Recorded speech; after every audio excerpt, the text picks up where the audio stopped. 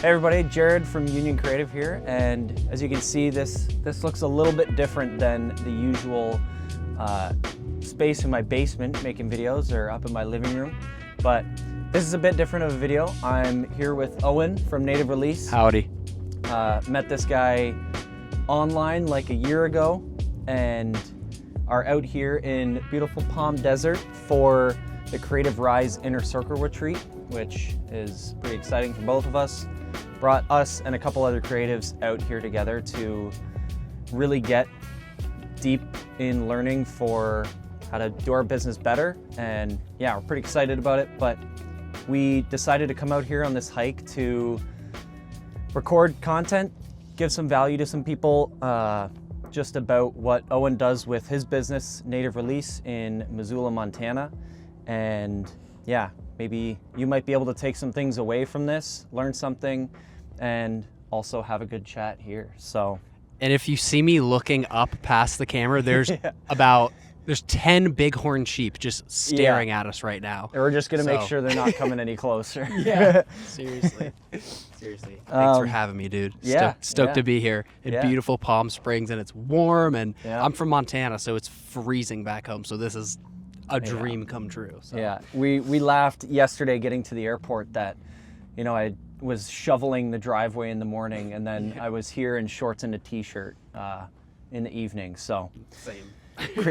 Crazy how it happens. So for anyone that might not, or most people probably wouldn't know who you are, but you do some incredible things. So give us a rundown of what you do at Native Release, who you work with, and like what brings you joy in your business. Yeah. What's up? I'm Owen. I'm the founder of Native Release, and Native Release is a content agency based out of Missoula, Montana.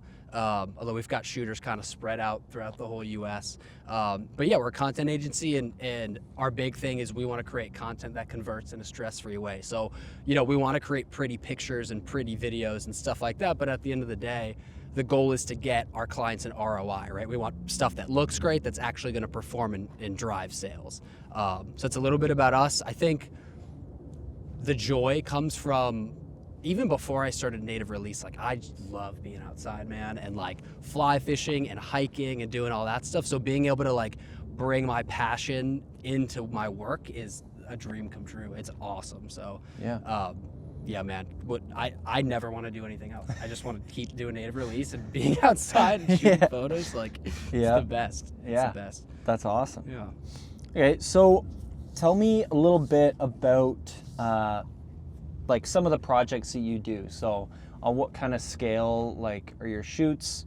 What's your like bread and butter? You know, you get your like go-to client and like what a shoot like that would look like. Yeah. Sorry, what was the first part of the question? Just like what's a typical gig for you with one of your clients? Typical gig. Yeah, so our stuff is really, nowadays, is really designed for paid ads. Like all of our offers, a lot of the content that we create is like really for paid ads. You can use it for organic, which basically, for those of you that don't know, like organic social is just the stuff that lives on your feed. Whereas the paid ad stuff is, you know, you put advertising dollars behind it, it's really meant to drive sales. So like a lot of it now is paid ads. So we're shooting it, you know, the photos and the videos in such a way that's gonna try and like, you know, pique curiosity with like a strong hook, inform the person watching it, and then try and get a sale from it. So it's just shot differently than we would otherwise do. Yeah. But yeah, a lot of social media, a lot of ads. It's funny, like our stuff is so run and gun. Like a lot of times it's like we don't bring lights, we don't bring screens. It's like literally me and my other videographer Taylor, or just me or just him, and it's like a camera, and we're just like working with what we got with like the sun and whatever the conditions are. And I like that because it's easier, and it also like sometimes I feel like having like that other stuff, it can get in the way, especially if it's like an outdoor thing. Like, you know, we're fly fishing. It's like, it's easy to just be light and quick on your feet and follow someone around versus like having to drag all this stuff out. Yeah. So yeah, a lot of social media stuff. Sorry, that was long-winded. No, it's good. But I like, even from that, I think taking out of that, the shooting process the more I do this, the more I find like it's actually so much smaller. But it's the plan, the idea, the like being intentional and thinking about, you know, we've talked about it a lot of, you know, the hook and stuff like that. And I think a lot of people get too caught up in like making the shots the prettiest or like those really like crazy edits and all this. And it's like you could, I don't know if this would feel like a shot, but like you could make like most of your videos and stuff in like iMovie. Like it's no crazy. Oh, totally. Yeah. When I first started shooting, I was like, I would try and just like do the most. And I feel like a lot of people kind of follow that, where it's like, even with like my photos, like I would try and edit the heck out of them and do all this stuff. And then like, as you do it more and more, you kind of realize like almost less is more.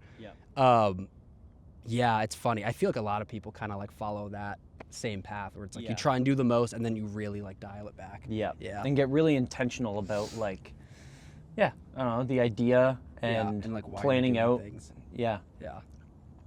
Figure out like solid locations instead of, you know, what the coolest shot might be. So okay. Can you tell me a story about like one of what you think was your first like big break? So you got to deal with like a good brand that you feel That's such a good question. might not have been like the biggest name in the outdoor industry, but felt like was the biggest like bounce on a trampoline. Ooh, that's a great question. Dude, that's such a good question. It's fun. I keep thinking about like the first deal we ever signed. But that like, that's like memorable, but like I don't feel like that like was like a springboard into all this success. It was just like, it was like someone booked. I had no invoicing system. I was like, oh my gosh, I have to figure this out. Like I think I had like just gotten my LLC. And I was like frantically like, oh my God, someone actually booked. And it was like went to my dad's room and Dad, like, what do we do? Like someone actually booked and like wants like to sign a contract. Give me 2 seconds to think. We got editing, so no worries. You know what? The one that I remember, which was actually early on, we did a shoot with Columbia. Dang. That was the one I was telling you about yesterday. So we did a shoot with two brands, like Columbia and Stetson, which are two like big brands. Like Columbia makes, you guys probably know, but like they make like everything. I feel like outdoor jackets, like sun hoodies for fishing, hiking gear, like they're huge. And they hired us to shoot these watches out in Jackson Hole. So I started Native Release in DC, Washington, DC, East Coast. And my dream was like to always bring the business out west, out to Montana, which luckily we're there now. But that was like one of the first deals we signed, and they paid for us to go across the country on a road trip and basically document the whole road trip with my buddies and document the road trip and then document like just hanging out, having fun out west. So we went to Jackson Hole and like did a bunch of hiking, hung out, fished around Grand Teton National Park. Then we went to Montana, did kind of the same thing, went to Yellowstone, did some stuff in Idaho, and like documented that whole journey for Columbia and Stetson. Like those two were so fun. I learned a ton. Those two brands are still some of the biggest ones we've ever worked with, which is funny because like I'd probably had the business for like a few months at that point. So the fact that they trusted us for that was super cool. So probably those two.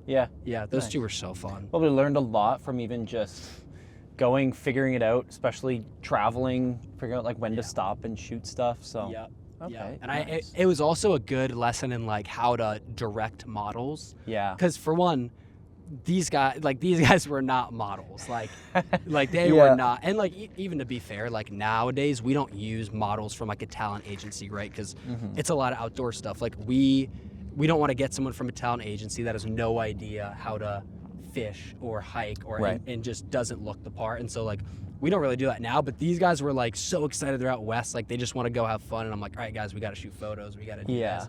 So that alone was like such a good lesson. There were a lot of good lessons on that.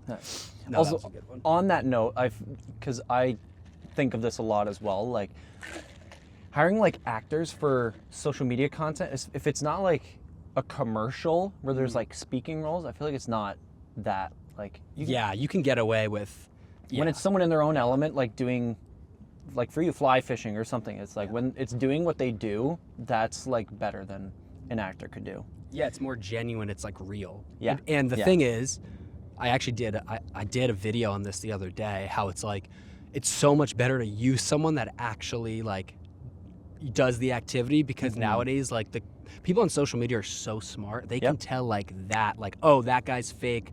Like this brand isn't real, blah, blah, blah. So yeah, we want to avoid that at all costs. Oh my gosh. 100%. Yeah, so another thing, talking about challenges in this space, what do you think some of the biggest challenges are for you and Native Release that you face on like a day-to-day basis? Yeah, there's a lot of people that do like what Native Release is. There's it's such a saturated space. Yep. So I think always trying to find ways to be different is it's a struggle, but it's also, I think, one of our strengths. Yeah. But like I think a lot of people struggle with that. Like there's so many people that do the same thing, and like you just want to, in every aspect of what you do, like the way you send emails, the way you DM, the way you shoot, like just try and be different. Yeah. That's something that is difficult for sure. Yeah. That's a tough one. Time management's hard. As you know, this guy's calendar is the most insane thing I've ever seen. It's like there's zero free time. Thanks for squeezing me in. Yeah. Yeah, I had to come out. I had to squeeze this hike in on this trip, you know? Yeah, his calendar is crazy. Yeah, time management is hard. Yeah, probably those two. Yeah. Those two, Okay. yeah. So another thing I know we've talked about a lot, just from yesterday and today, driving out here from San Diego, we talked a lot about, like, a lot of people can do one-off projects, but it really sets you apart when you can work closely with a brand or a company or someone you know or whatever to build a longer-term relationship. So there's two things for this. How do you like make that step from one-offs to like working with someone like monthly, quarterly, longer-term relationship, and also like what benefits it has? Yeah, that's such a good one. Because, all right, for background, like the work we used to do through Native Release was all one-offs. It was all one-off gigs. And basically the way I ran the business was like constant pitching and constant sending proposals for different like trips. So it would be like I'd build out a pitch deck that outlined like what we're gonna do, how much it's gonna cost, where we're going, what the activities are, and then how it would help them. Yep. And it would take a long time to build these things, and I would that would take a long time, and then I would basically rinse and repeat that pitch for I'd send it to like hundreds of brands. Yeah. Which I mean, it worked. Like we made money, like the business grew, but it was just so exhausting because basically I was just chasing the next thing always, and there was no like, oh, like we're working with this person for 12 months or 6 months or whatever. It was basically like month to month, like, all right, we got to come up with another trip or something. Yeah. So that was fun, but a little bit stressful. Yeah. But then, like it's very inconsistent too. Yeah. You could have a really killer month and then like all of a sudden it's all up and down. And, Yeah. But that was like all I really knew. I took like a few courses, and the people I took the courses from, other photographers that, to be fair, are like really successful, said you should do that.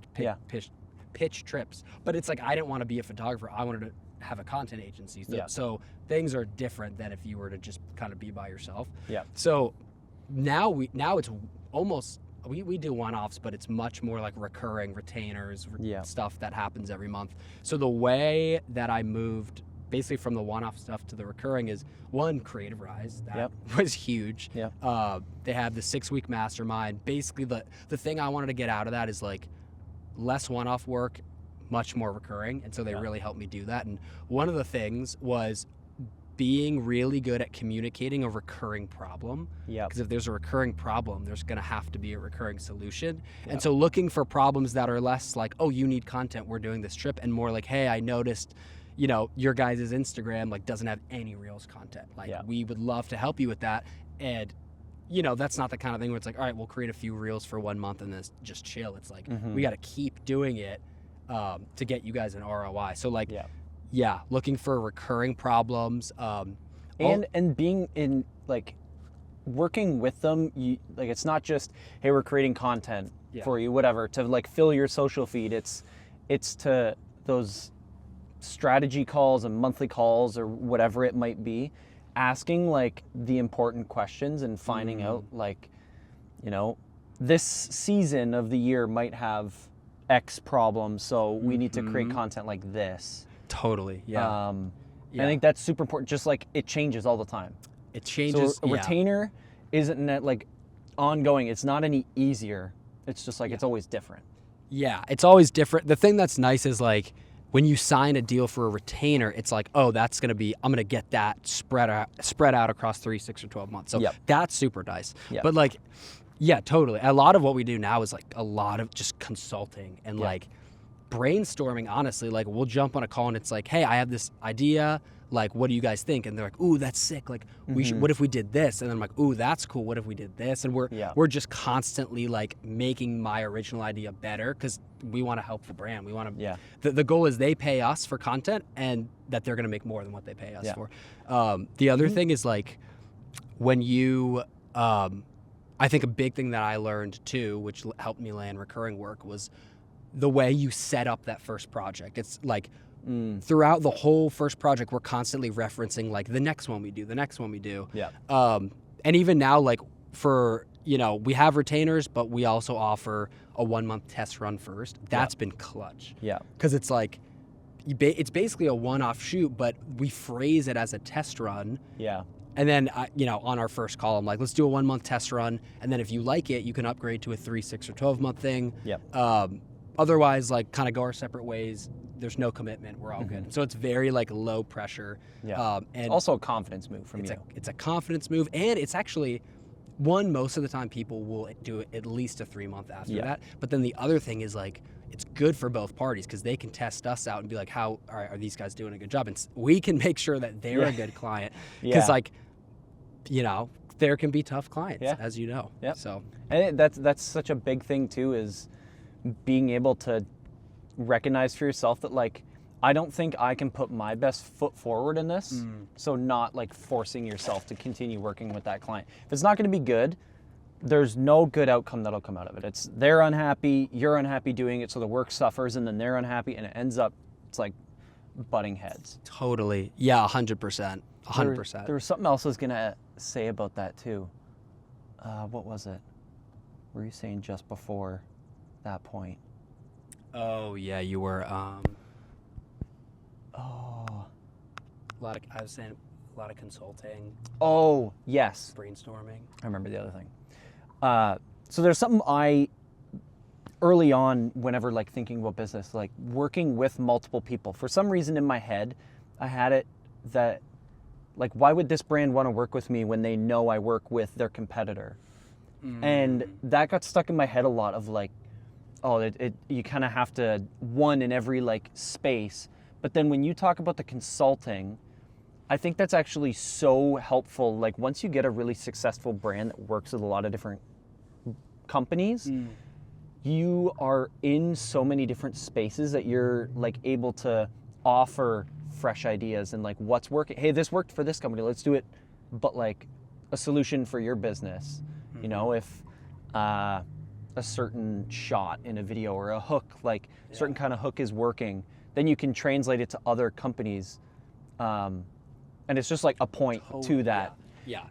I would think like I'm cheating on the other like brand, but it's like, no, it's actually way more valuable because I'm bringing extra expertise from not necessarily direct competition, but something like it. Dude, it's funny you say that because there's one video in particular. It's literally just an unboxing, but it's one we do where we like we'll unbox a package and try, you know, quick, punchy edit, fast song, whatever, like unbox a package, like show it to the camera, the product, and then the next like couple clips are like lifestyle of someone using it. That is something that we rinse and repeat across the board. Like there are, I think right now there's like 8 clients separately that have came to me and been like, dude, like those unboxing and first use videos are crushing. We just had a brand, one of our clients, Poncho Outdoors, the other day that's like, dude, that one is one of the top performing ads in our history of our company. Like we did almost 200K in sales from it.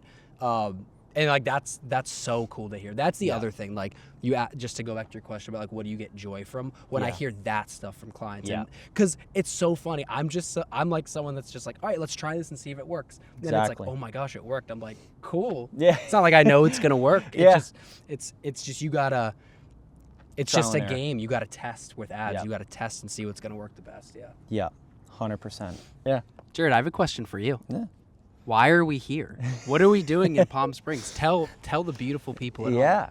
Well, we're out here. We have met, I think I said it at the beginning, through Creative Rise and the 6-week mastermind that we did round 11 Yeah. like spring Almost spring almost a 2024. year ago. Yeah. It was March. Yeah. I think. And we'd had some calls online. I love to pick your brain about what you do, and then stayed in touch throughout the year. But then we came out to the Inner Circle retreat with Creative Rise, and that's their it's a smaller group, go more in depth about some of the things from the 6 weeks, and it's February 10th right now, 2025. And it's 3 days out here in beautiful Palm Desert, and we're gonna be doing that. But you had asked like right before, I was gonna ask you as well, just like, oh,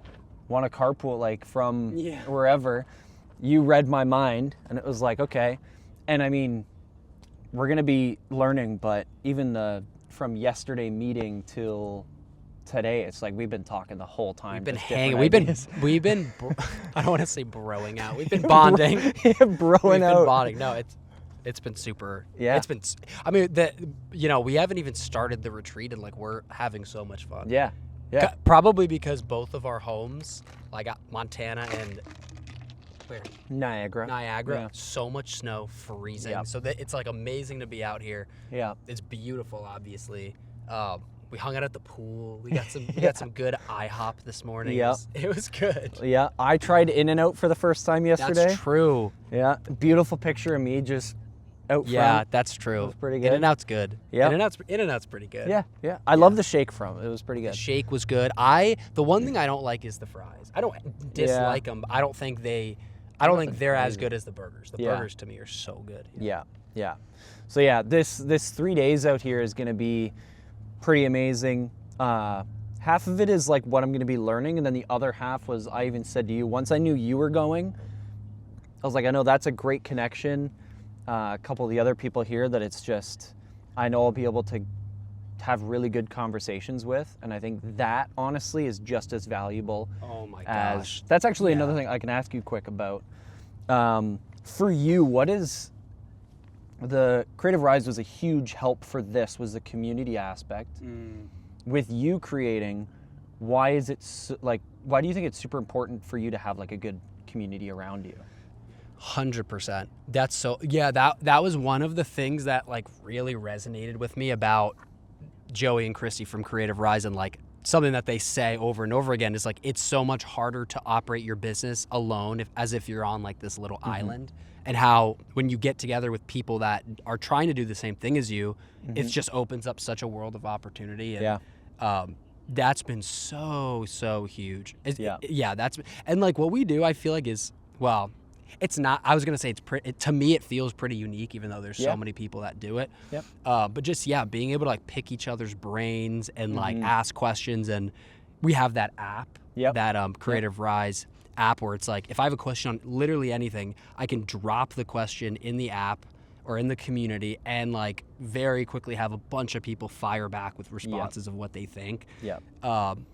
And from different locations, which is from huge, different locations because and industries, and it's awesome. even from us talking we haven't even been together for 24 hours here, and heard like the different points of view of like how you would approach things, or how you would do a conversation with either a subcontractor that you're having to shoot for you, or how to like emails with clients or whatever. It's cool to see, and like could be able to connect with people from even different industries, just to see different points of view. So totally. And it's just fun. Like we're all trying to do the same thing at the end of the day. And it's like, it's cool from like a standpoint of getting help with stuff, but also just like Yeah. the motivation, dude. Just Yeah. hanging out. It's like Yep. you already make me want to be better Yeah. and stuff like that. And it's like, it's the best. It's Yeah. the best. Yeah. Yeah, it's crazy. It's, yeah, even sitting by the pool talking about ads, and it's like, I haven't even done much of it, but it might be like a fresh point of view Yeah. for you, or Totally. whatever. So it's cool. But And yeah. I just love talking about it. yeah, oh It's yeah, like business it's so is fun. I feel like when you have your own business, I don't know, not to put words in people's mouth, but like the work-life balance thing goes out the window a little bit, and not that we're like workaholics, but like it's just like your business kind of becomes like your life, and Yeah. it's just you in a good way though. Like you love what you do, and so it's like you always want to talk about it, Yeah. kind of thing. Yeah. So yeah, I just love like chatting about business and Yeah. stuff. It's the best. Yeah. It's also a crazy thing because the second you start coasting, you're falling behind. So that's Yeah. kind of the like, you have to keep moving forward with it and pursuing. It's, I mean, most jobs are like that, but I feel like, yeah, the second you take your foot off the gas, you can fall behind quite quick. So Totally. that's half the motivation of like, yeah, you work a lot or whatever, but just being intentional and learning new things. And that's also investing in yourself, coming out here, like spending the money.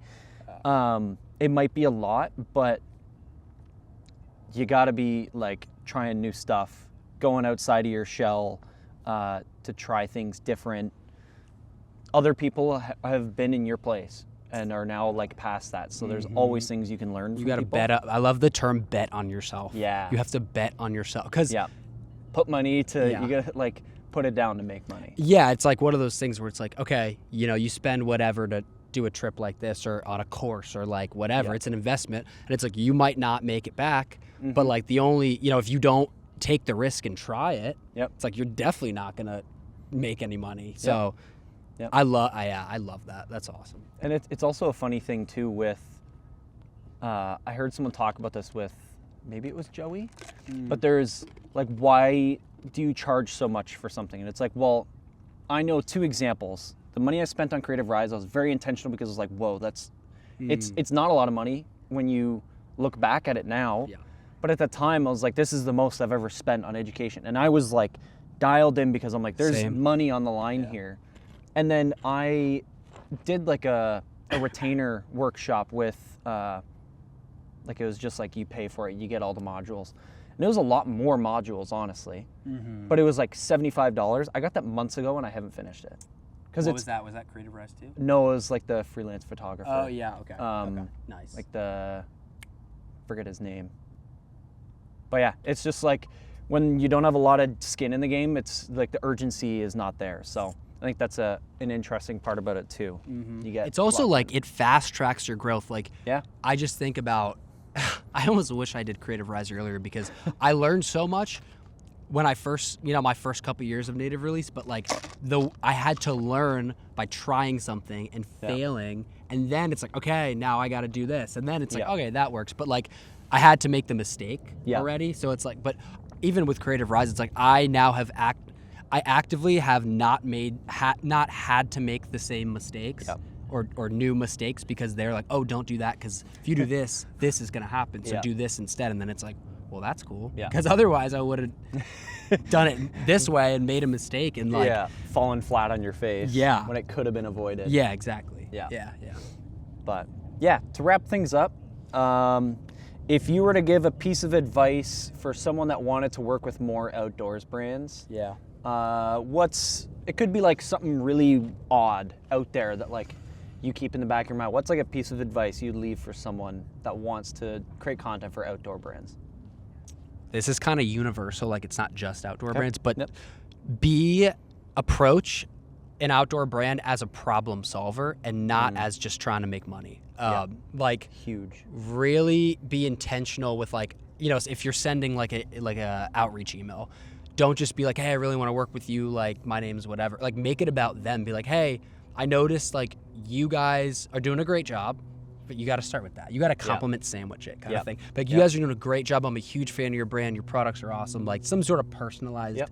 intro, and then go into like, hey, but I noticed, right, this is kind of a weak point in your marketing, which is, potentially costing you sales. Yeah. I'd love to help you by doing this, this, and this. Yeah. And like really just put it on them and be like, I just want to help you guys. Yeah. And one thing that I say, like something I keep in my back pocket, is to keep just like at that first call, like no stress, there's no expectation. It's like, I have all these ideas that I really want to help you. If you integrate those ideas with native release, like amazing.